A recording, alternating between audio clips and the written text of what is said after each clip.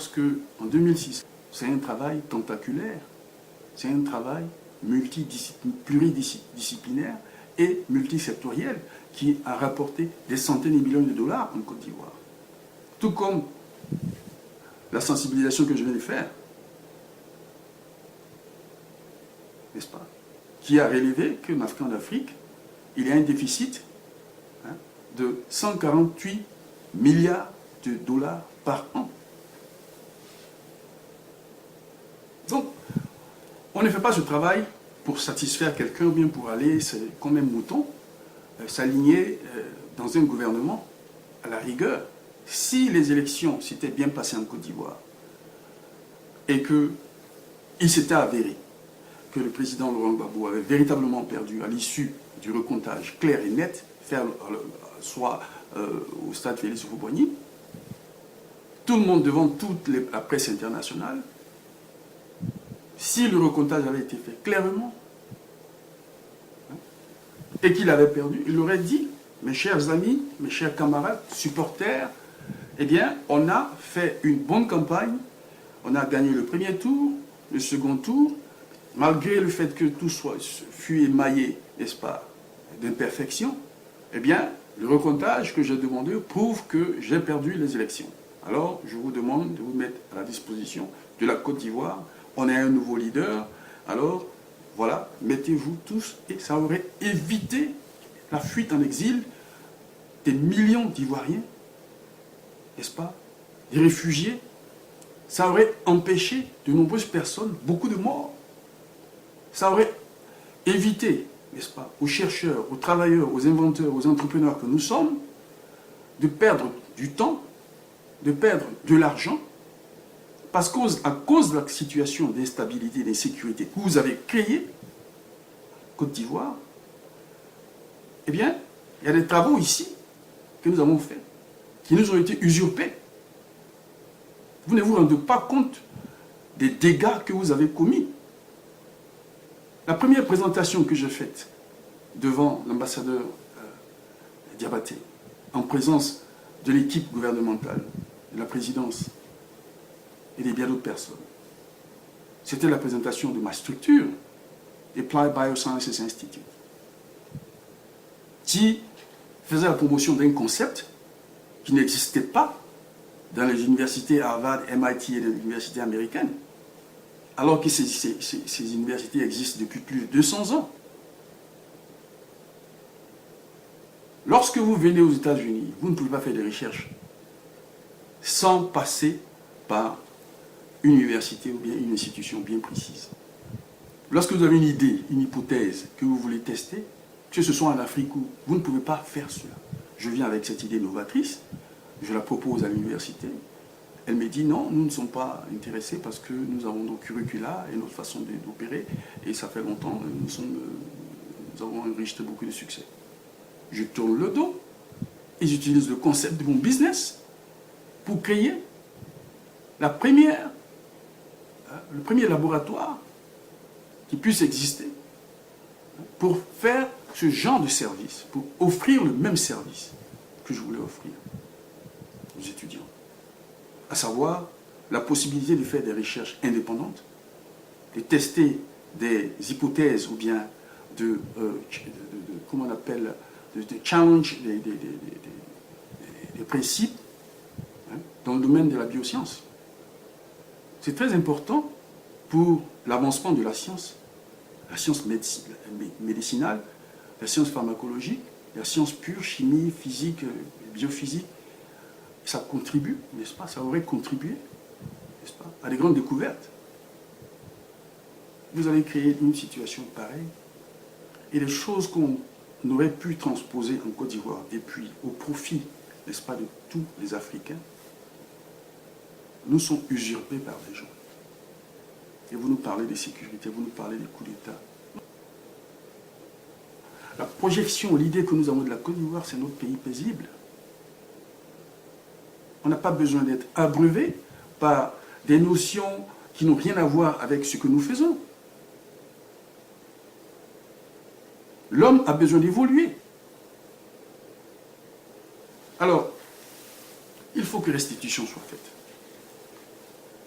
il faut que restitution soit faite. Si des agents, pas des moindres, des institutions de Bretton Woods reconnaissent la valeur de notre travail et veulent que nous allions travailler avec votre champion, si nous ont offert des postes, si depuis que vous avez formé votre gouvernement au Golfe, les appels d'IPI avaient été faits pour qu'on fasse partie du gouvernement et qu'on a refusé, ce n'est pas parce qu'on a de la haine pour la Côte d'Ivoire, c'est parce qu'on a des principes.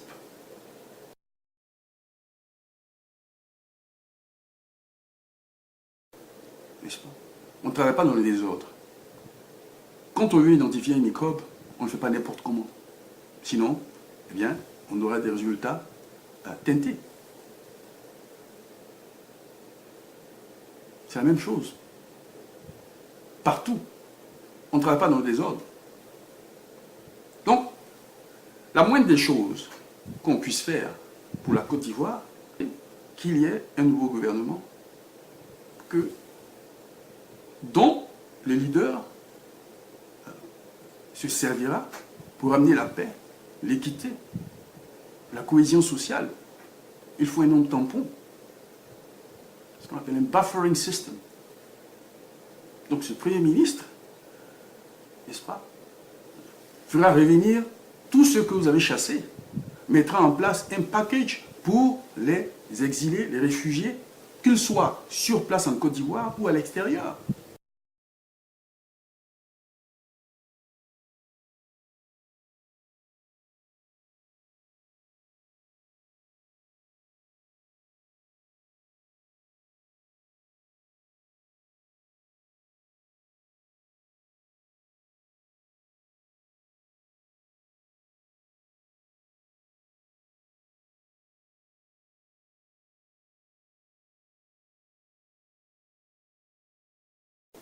Il faut qu'il y ait compensation.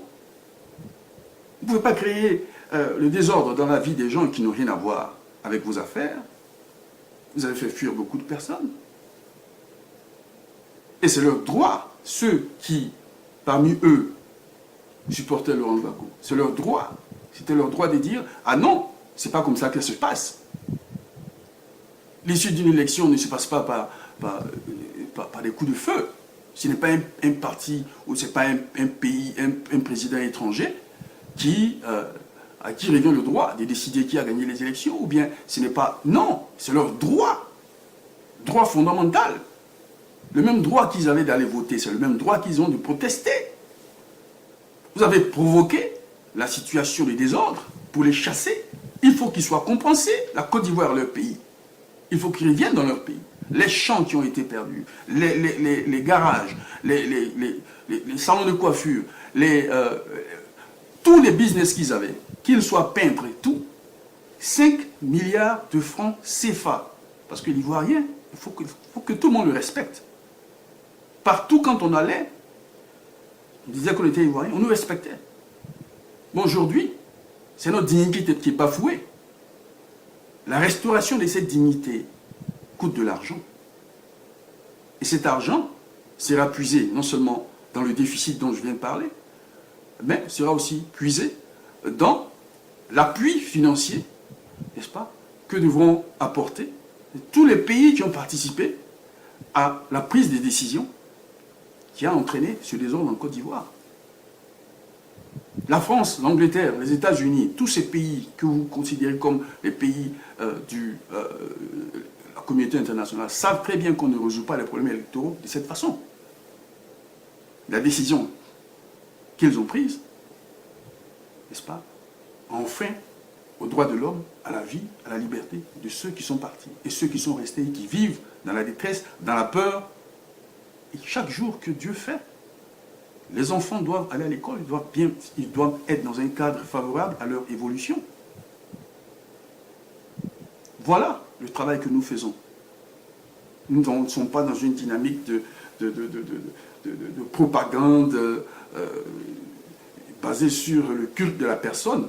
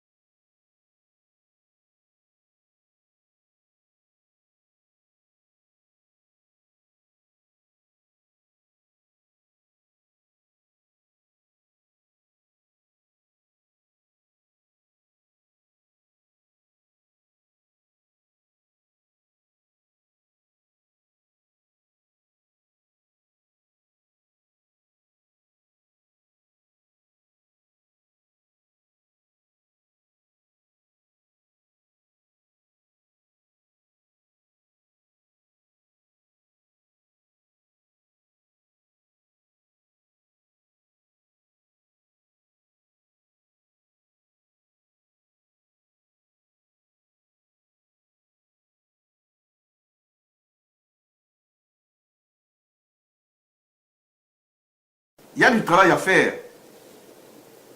C'est pour ça que nous avons passé 25 ans, 26 ans, 30 ans aux États-Unis pour retourner en Côte d'Ivoire afin de contribuer, n'est-ce pas, au développement général, le développement durable de notre pays et des pays de la sous-région. Ce travail n'est pas le travail d'une personne qui avait tous les leviers nécessaires pour le faire et qui ne l'a pas fait.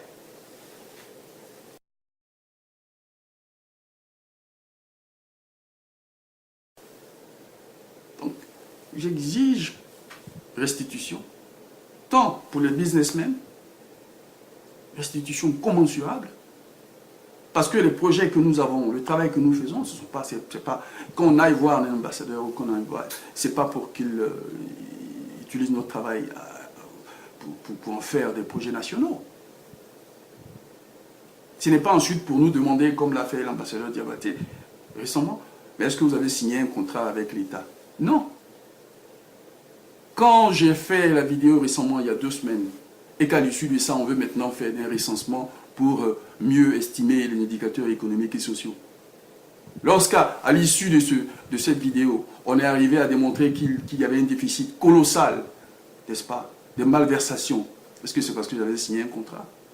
Est-ce qu'à l'issue de mon intervention, mon meeting avec l'ambassadeur Koshi, à l'issue de laquelle la Côte d'Ivoire a reçu 125 millions 500 et l'ambassadeur Youssouf et bien d'autres compagnies, plutôt bien d'autres ministères ont reçu de l'argent, est-ce que c'est à cause d'un contrat?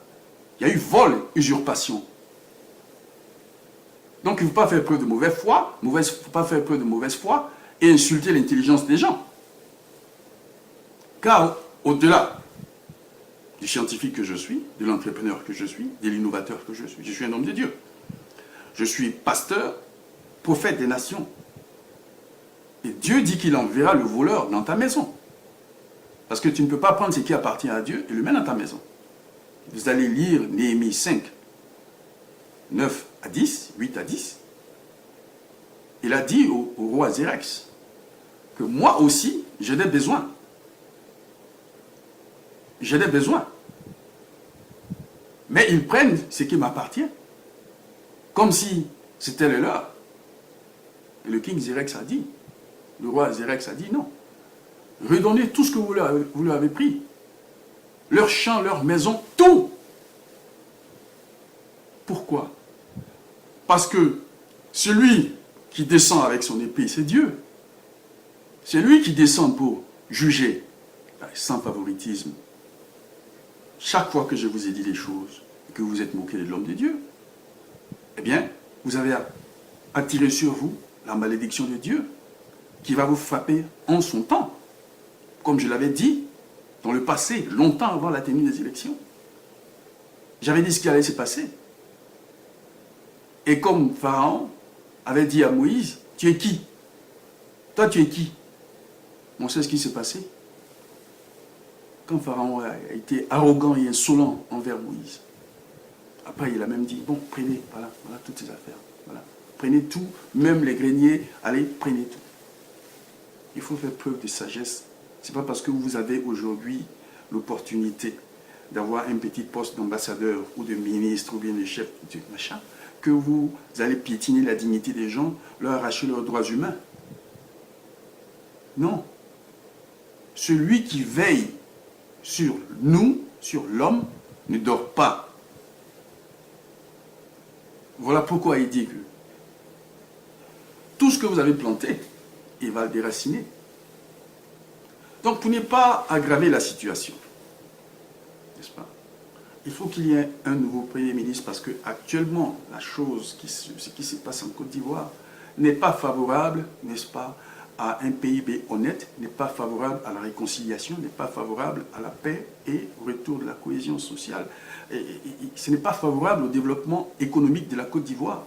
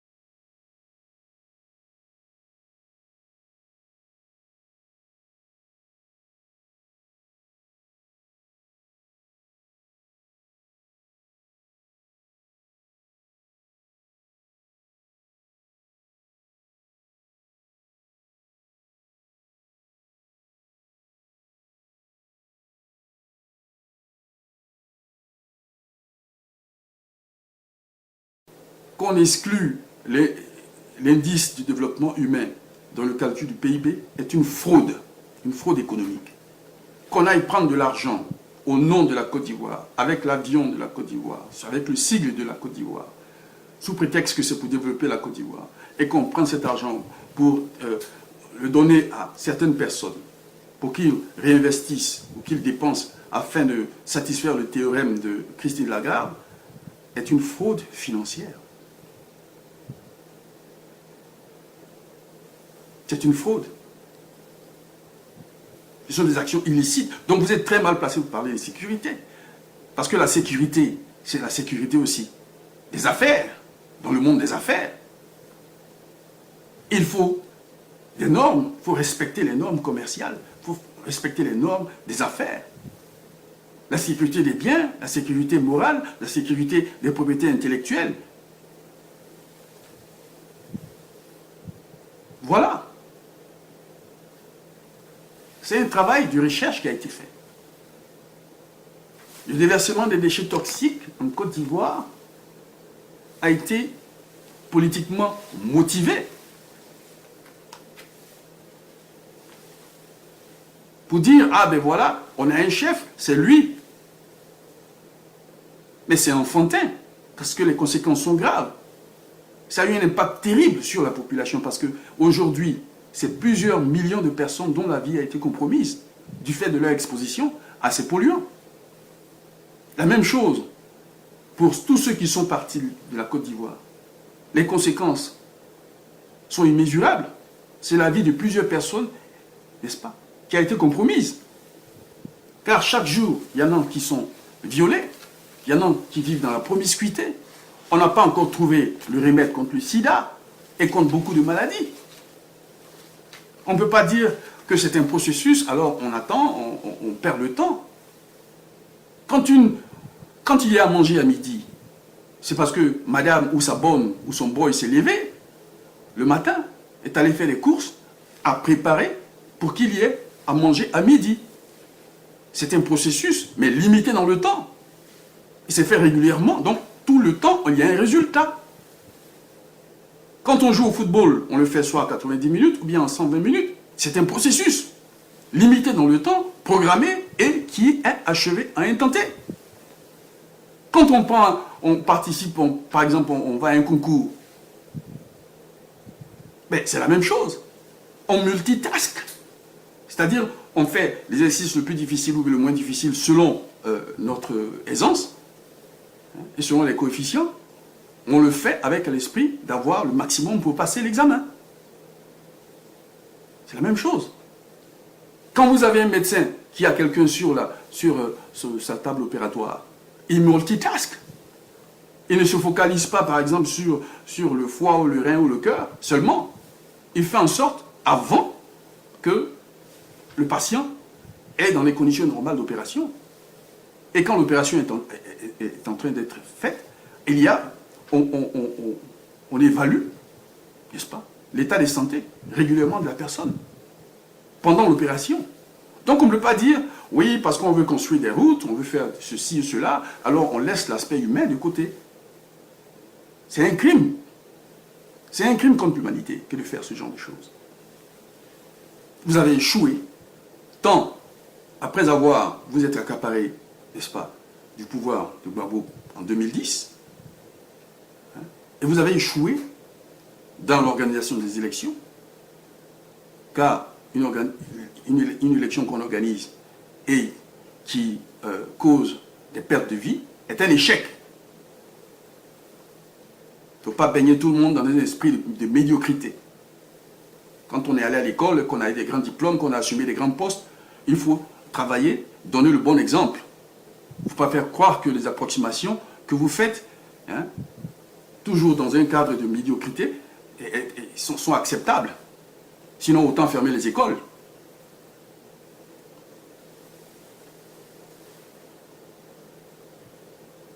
Donc vous avez échoué depuis, jusque pendant ces 2 dernières années, vous avez échoué. Car vous n'êtes même pas capable de vous réconcilier. Vous n'êtes pas capable même de trouver la formule pour amener ceux que vous avez chassés, tant au plan politique qu'au plan social. Aucun contrat social pour régler le problème de la Côte d'Ivoire. Il faut changer les caps. Il faut en avoir le courage, il faut en avoir l'honnêteté de le reconnaître et de le faire. Il ne s'agit pas de muter des voleurs. Hein? Les gens qui pilotent le projet des gens, on les prend, on les enlève dans une ambassade, on les met dans l'autre. Mais ils vont faire la même chose là-bas.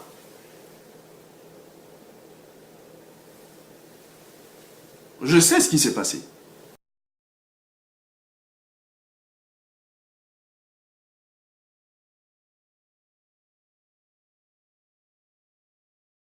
Les vols qui ont été commis, mes disques durs, mes choses, tout ça qui ont été prises pour les remettre, je sais. On ne vous donne pas ce qu'on vous appelle pour vous donner. On vous dit, bon, écoutez, il faut cirer la chaussure de l'individu. Tu ne veux pas? Bon, on bloque la chose, mais ça ne va pas. Bloquer le salaire de quelqu'un, les revenus de quelqu'un, qui ont été usurpés, alors Dieu lui a donné toute une nation, aller partout dans toutes les nations, faites de toutes les nations mes disciples, mais ce n'est pas seulement une famille. C'est toute la Côte d'Ivoire, c'est toute l'Afrique. Vous ne savez pas ce que vous faites à vous-même, à vos familles, en agissant de cette sorte. Alors, quand on n'a pas la maturité, n'est-ce pas, de prendre des décisions honnêtes, il faut accepter, n'est-ce pas, de se laisser guider par l'humilité. Car c'est l'humilité qui précède la gloire. Il faut se laisser éclairer par le Saint-Esprit. Car c'est le Saint-Esprit qui nous conduit dans la vérité, dans la lumière. Plutôt que de vouloir s'entêter, n'est-ce pas, à faire les mêmes choses, les mêmes bêtises. Depuis 50 ans, c'est les mêmes choses. Alors, il faut qu'il y ait un changement. Et ce changement-là viendra à la tête du gouvernement. Je ne demande pas à être Premier ministre parce que pour adhérer ou bien pour cautionner ce qui s'est passé en avril 2011 ou en novembre, mais l'intérêt supérieur de la nation, la restauration sans laquelle il ne pourrait y avoir de réconciliation, de cohésion sociale, de solidarité et donc de croissance économique réelle et honnête, prime au-delà des accords politiques qui ont eu lieu. Et ces accords politiques n'ont plus de sens dans la mesure où l'issue des élections, n'est-ce pas, a été rocambolesque et destructive. Donc, les accords politiques que vous aviez eus entre partis de nommer un Premier ministre à l'issue ne comptent plus. La donne a changé. Et donc, il faut s'adapter au changement de la donne. Donc, il faut un homme tampon qui prendra la décision de ramener la paix en Côte d'Ivoire. Et ça repose sur la prise en compte, n'est-ce pas, de la primeur de l'indice de développement humain. Ça repose aussi sur l'importance, n'est-ce pas, qu'il faut donner au coup d'accélérateur dans le processus de réconciliation. Il faut une inclusion réelle. Il faut que tous les fils et les filles de la Côte d'Ivoire se sentent chez eux. Et donc il faut un décret gouvernemental pour que ce changement soit fait. Je prendrai l'initiative d'annuler les poursuites judiciaires, car nous savons ce qui s'est passé en Côte d'Ivoire depuis 2002. Si le président Gbagbo était aussi méchant, mauvais, comme on le dit, si c'était lui qui avait gagné, on ne serait pas là. Mais ne prenez pas les gens pour des idiots. Vous étiez là pendant 10 ans. S'il voulait vous tuer, il vous aurait tué. S'il était à l'origine des coups qui n'ont pas marché. Mais quand on veut finir avec quelqu'un, on finit avec lui. Donc il aurait fini avec vous. Ne prenez pas les gens pour des idiots. On a mieux à faire. Il faut un nouveau gouvernement, un gouvernement participatif, inclusif, et porter sur le développement humain, développement économique et sur le retour de la paix réelle. Voilà ce qu'il faut en Côte d'Ivoire.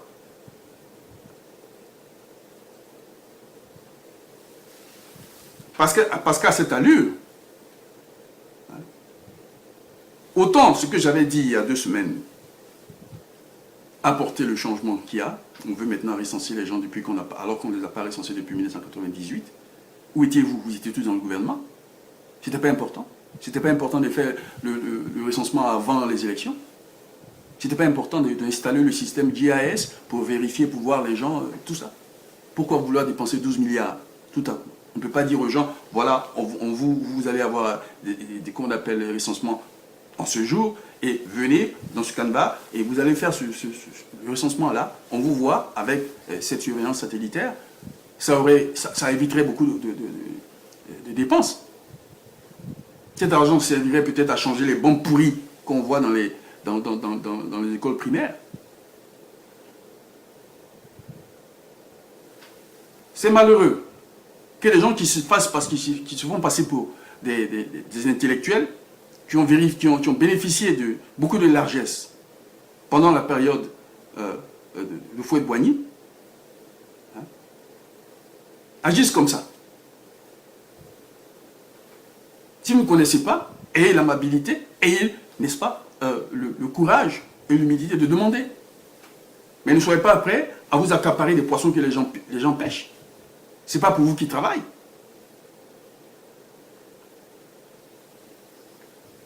La Côte d'Ivoire n'appartient pas à une ethnie. Ce que j'ai dit, est-ce que ça a une consonance ethnique? C'est un problème réel, mais pourtant, il a été récupéré. Alors, à cette allure, si vous ne prenez pas la chose que j'ai dit au sérieux, eh bien, ce sera récupéré par quelqu'un d'autre. Car le Speaker du House, comment on appelle l'Assemblée nationale, il faut qu'elle soit véritablement représentative. Vous ne pouvez pas mettre dans des communes, dans des communautés, des gens, des maires, de force. Il faut bien faire les choses. Vous avez vu tout à l'heure l'intervention de Macky Sall en direction du président Barack Obama. On peut être d'accord sur des points. On peut ne pas être d'accord sur des points. Mais on n'est pas obligé de s'entre-déchirer. On peut le faire avec un mutuel respect. Un respect mutuel. N'essayez pas d'inculquer aux gens ou de forcer, n'est-ce pas, vos manières de faire sur des gens qui ont vécu dans leur société, dans la paix pendant longtemps.